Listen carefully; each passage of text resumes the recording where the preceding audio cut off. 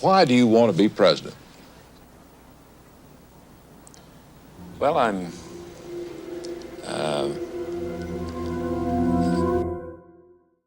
The year's 1979. 3 days before launching his infamous 1980 presidential campaign, Senator Ted Kennedy, the youngest Kennedy child and brother to the late John F. Kennedy and Robert F. Kennedy, gave a disastrous performance in an interview with CBS's Robert Mudd. He was mounting an unprecedented campaign to try to unseat the incumbent president, Jimmy Carter, who was drowning politically and unable to find a life preserver. The economy was in a disaster, suffering from both inflation and stagnation. The American diplomats would soon be taken hostage in Iran, and energy prices were driving Americans into bankruptcy. The enthusiasm that had swept the peanut farmer into office following Watergate had burned out, and his poll numbers were at historic lows. Surprisingly enough, this was not the most humiliating moment the youngest Kennedy had endured to that point. Almost exactly 10 years to the day earlier in 1969, he gave an infamous address discussing his bizarre and cowardly role in the death of Mary Jo Kopechne, a young political employee of his family, after she drowned when Kennedy veered off a bridge and drove his car into a creek on Chappaquiddick Island. Despite his obvious responsibility, he would receive what could charitably be called a slap on the wrist for his actions that caused the death of another human being, and many perceived this treatment to be due to his family's influence in the political sphere. The notorious incident would only be one of the many catastrophes which factor in his failure to usurp the Democratic nomination from the incumbent President Jimmy Carter in 1980. So why was Ted Kennedy, a man from a supreme political pedigree, unable to achieve his highest ambitions of occupying the White House and avenging the tragedies that befell his two older brothers? Let's take a look at the failed campaign of Ted Kennedy. Born in February 1932 as the ninth and final child to Rose and Joseph Kennedy, Ted Kennedy was fast-tracked to a life of supreme importance and prestige. His father was one of the richest men in the nation and would soon become the first-ever chairman of the SEC, embarking on a political campaign that would see him also serve as President Franklin D. Roosevelt's chairman of the Maritime Commission and ambassador to Great Britain. Ted's childhood was spent in luxury and privilege as a son of the political elite. Like all three of his older brothers before him, Ted graduated from the nation's oldest and most elite college, Harvard. During his time at Harvard, he would be kicked out for unruly behavior, during which time he chose to enlist in the United States Army, where thanks to his father's lofty connections, he was able to avoid being sent to the ongoing Korean War. He would return after his discharge. After he graduated in 1956 and after subsequent rejection to Harvard's law school, Kennedy entered law school at the University of Virginia. During this period, he would meet Joan Bennett, a model and beauty pageant winner whom he would marry in 1957. The couple would go on to have 3 children, but due to Ted's frequent drinking and extramarital affairs, the couple would divorce in 1982. Immediately after graduation in 1959, he entered the political arena by working on the successful presidential campaign for his brother John in 1960. 2 years later, almost immediately after reaching the constitutional age of 30, Ted would be elected to his brother's former position as the United States Senator of Massachusetts, becoming one of the youngest in American history.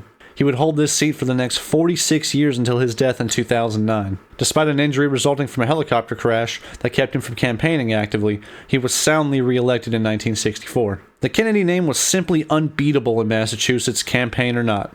In 1968, Ted Kennedy would once again aid a brother in his quest for the White House, but this time it was for his brother Robert, who was also serving as a senator but from the emerging powerhouse state of California. The assassination of Robert, following the tragic death of his 2 older brothers, left Ted in a pit of despair. He briefly considered leaving political life entirely, but was convinced by his family to continue and honor the legacy of service his brothers had begun. He would be elected as the majority whip in the Senate in 1969 and seemed to be on the fast track to a presidential run in 1972, until one fateful night changed his life forever. On the night of July 18, 1969, Kennedy was attending a party on the Chappaquiddick Island just off of Martha's Vineyard with many of his brother Robert's former staffers. The party was by all accounts a raucous affair, with the senator surrounded by beautiful young women and drinking heavily. Around midnight, he left the party with 28-year-old Mary Jo Kopechne. She was a Kennedy family friend who had also worked on Robert's presidential campaign the year before. At some point during the journey, which was meant to end with Kennedy leaving Mary at the ferry, at least according to him, he drove his vehicle off of a bridge where it landed upside down in the icy waters below. Kennedy would later recount that despite suffering a cerebral concussion and being in shock, he made multiple attempts to rescue Kopechne from the car. It was at this point that Kennedy's conduct becomes impossible to understand or justify. Instead of immediately contacting the authorities like any decent citizen would do, he instead hid out at a friend's home, where he failed to report the incident for over 10 hours, it having been discovered by the time that he did. During which time he was urged by friends to report what had transpired. The public backlash was immediate and intense. There was much speculation that Kennedy, whose marriage was reportedly unraveling behind the scenes, had been sleeping with the glamorous young beauty at the time of her death. Whether an affair occurred between the senator and the junior aide was never confirmed and can never be known. But across the nation, Kennedy's shameful and cowardly behavior that night was roundly condemned, and there were calls for his resignation in major newspapers coast to coast. Kennedy was only saved from total disgrace and the end of his public life by the miraculous coincidence that at the same time the Apollo 11 mission was approaching the surface of the moon. All engine running. Liftoff. We have a liftoff. 32 minutes past the hour. Liftoff on Apollo 11. Fulfilling Ted's older brother's commitment to the American people. We choose to go to the moon in this decade and do the other things, not because they are easy, but because they are hard. Because that goal will serve to organize and measure the best of our energies and skills. Because that challenge is one that we're willing to accept, one we are unwilling to postpone, and one we intend to win, and the others too. This mind-blowing achievement of the American people drew attention away from the Chappaquiddick incident, and with the help of the Kennedy family's army of lawyers and media experts, Ted was able to avoid resigning. He wore a neck brace to Mary Jo Kopechne's funeral, which some viewed as a cheap attempt at gaining sympathy. Kennedy would be given a sweetheart deal in the aftermath, in which he would plead guilty to leaving the scene of an accident, resulting in a 2-month suspended sentence and his driver's license being revoked for 1 year. The following April, a grand jury declined to indict the senator on any further charges. 1 week after the incident, Kennedy would give a speech describing his side of the events. Requested this opportunity to talk to the people of Massachusetts about the tragedy which happened last Friday evening. This morning I entered a plea of guilty to the charge of leaving the scene of an accident. Prior to my appearance in court, it would have been proper for me to comment on these matters. But tonight I am free to tell you what happened and to say what it means to me. Following the Chappaquiddick incident, Kennedy's popularity in his native New England recovered surprisingly quickly, no doubt due to the high esteem his family was held in the region. Despite losing his Senate position as whip in 1971, Kennedy continued to represent Massachusetts. He would become a spearhead in the Democratic Party, championing causes like social welfare, equal housing opportunities, and perhaps his favorite cause, national health care coverage.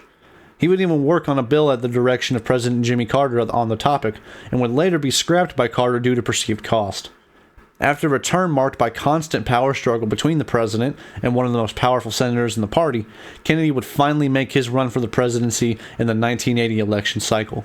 As mentioned earlier, Kennedy gave a disastrous performance in his interview with Robert Mudd, giving rambling answers verging on the incoherent, and this was the essence of his problem. He simply could not articulate his reasons for wanting to be president. Well, were I to make the announcement and to run, the reasons that I would run is because I have a great belief in this country that there's more natural resources than any nation of the world. Why was Ted running? Was it to fulfill his brother John's promises to the American people? Was it to advance the issues he had worked on in the Senate? Was it to redeem himself after abandoning Mary Jo Kopechne to her death? Or did he simply think it was owed to him because he was a Kennedy? He never did a good job of telling the American people which it was, and they largely assume it was the latter. Kennedy would make his official campaign announcement 3 days later, entering the race at the near-historic low approval ratings of then-President Carter. It is willing to make a stand, and so am I. And therefore I take the course compelled by events and by my commitment to public life. Today I formally announce that I'm a candidate for President of the United States. In initial polling, Kennedy was actually up anywhere from 10 to 30 points above the incumbent, which made a slight turnaround in favor of President Carter in the early stages of the Iran hostage crisis. Kennedy's constant criticism of President Carter would lead to significant bipartisan backlash, and he would quickly fall in the polls, showing Carter not only in the lead, but at least for that point in time, that Carter also was poised to win the general election that fall. Kennedy would fail to get Carter to debate him, a move certainly made by the Carter campaign to withhold any sense of legitimacy in Kennedy's run. Kennedy would run on a policy not all that different from Carter's, and was also similar in many ways to that of Richard Nixon. He planned to end the recession with price controls and gas rationing. He also ran on the idea of moving away from nuclear power to coal and solar-based energy. He was in line with the Democratic establishment in his support for both the Equal Rights Amendment and abortion rights, and he ran on a foreign policy plank of criticism of Carter's administration's friendly treatment of the Shah of Iran, and wanted to see the end of hostilities in both the Egypt, Israel, and Russian-Afghan conflicts. Starting in January, Kennedy began losing primary races by significant margins, winning only his home state of Massachusetts in the first 2 months. Kennedy would attempt to boost these results by decreasing pay for his campaign staff and spending another $250,000 on advertisements against Carter. Throughout the rest of the primary season, despite his best attempts to paint Carter as the second coming of Nixon and Ford, Kennedy would only score sporadic primary wins, in the end only receiving the delegates of 15 states, falling well short of the required margins to secure the nomination. When Kennedy realized this, he made one last-ditch effort to win the nomination at the Democratic Convention. On August 1st, Kennedy would attempt to make the convention open, citing what he called the robot treatment of delegates by President Carter. A few days later, on the 6th, he stated he would not endorse the president unless he adopted some of his own economic policies. After the Democratic Convention voted to enforce its first ballot binding rule for delegates on August 11th, Kennedy dropped out of the race. A few hours ago, this campaign came to an end. For all those whose cares have been our concern, the work goes on, the cause endures, the hope still lives, and the dream shall never die. After failing to capture the presidency, Kennedy returned to the Senate, where he carved out a career as a champion of bipartisan partnership and would come to be viewed through the lenses of his contemporaries, as in the words of President Obama, as the greatest legislator of our time. He worked to champion protections for the Voting Rights Act and to fund the fight against AIDS during the Reagan years. He would also make a dangerous trip to South Africa, where he met with the wife of the imprisoned Nelson Mandela, and would be front and center at the passage of the anti-apartheid bill in 1986, even spearheading the overruling of Reagan's veto. Things were not always positive. As discussed, Kennedy had a severe drinking problem, which got him into trouble on multiple occasions, many times while escapading with Senator Chris Todd. The two were even accused of sexual assault by a waitress in 1985. 2 years later, Kennedy was found in quite a compromising position with a young lobbyist in a restaurant bathroom. During his time in the Senate, Kennedy only faced one slight challenge in re-election when he faced off against Mitt Romney in 1994, which coincided with both the 25th anniversary of the Chappaquiddick incident and his ex-wife seeking to renegotiate their divorce settlement. He would even take a second mortgage out on his house to fund the campaign. In the election, Kennedy still decisively won by over 15 points. Throughout the next 15 years, he would continue to be a driving force of the liberal causes in the Senate, forming a close relationship with President Clinton. He would oppose many policies of the Bush administration, including the war in Iraq. In 2008, the senator would be diagnosed with a malignant brain tumor, which he would succumb to the following year. Shortly before his passing, he was awarded the Presidential Medal of Freedom, the nation's highest civilian honor by President Obama. Accepted on his behalf. He continues his battle with brain cancer at home in Massachusetts. The life of Senator Edward M. Kennedy has made a difference for us all. Ted Kennedy was the fourth longest-serving senator in United States history, with 46 years as Massachusetts' elected official. So why was Senator Kennedy unable to win the White House? Was it the Chappaquiddick incident? Was it the power of Carter's incumbency? Was it his well-documented alcoholism? The answer is simple. He could never give a coherent rationale for his own candidacy. During the 1968 campaign of RFK, the more liberal and younger wing of the Democratic Party began to view the Kennedys as the political establishment, the exact opposite of what helped Jimmy Carter springboard to the White House in 1976. It also likely didn't help that Kennedy almost seemed disinterested in being president, or at the very least was horribly unable to communicate it to the public. He at times seemed to be going through the motions of a campaign and was doing so at the near historically impossible task of beating the incumbent president for the nomination of his party. Even Theodore Roosevelt, one of America's more popular presidents, was unable to retake the nomination in 1912 from the incumbent William Taft. The more socially conservative times of the late 1970s and early 1980s also didn't favor someone like Ted Kennedy, who, like his brothers, was a pretty well-known drinker and adulterer. All of that notwithstanding, Ted Kennedy was still able to carve out a place for himself in political history, good, bad, or indifferent, and left behind a career spanning nearly 5 decades in public service, where he was the fierce advocate for many causes and policies which we enjoy to this day. He vowed at this White House event in March to see it passed. I'm looking forward to being a foot soldier in this undertaking, and this time we will not fail. Thank you very much. Thank you for taking the time to watch this episode of Failed Campaigns on Senator Ted Kennedy. If you found it enjoyable, remember to like, share, and subscribe. And until next time, never stop learning. And someday, long after this convention, long after the signs come down and the crowds stop cheering and the bands stop playing, may it be said of our campaign that we kept the faith. May it be said of our party in 1980 that we found our faith again.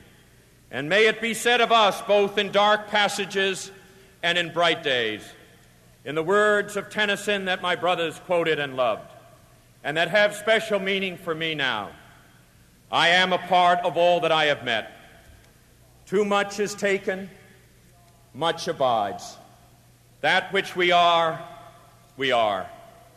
One equal temper of heroic hearts, strong in will to strive, to seek, to find, and not to yield.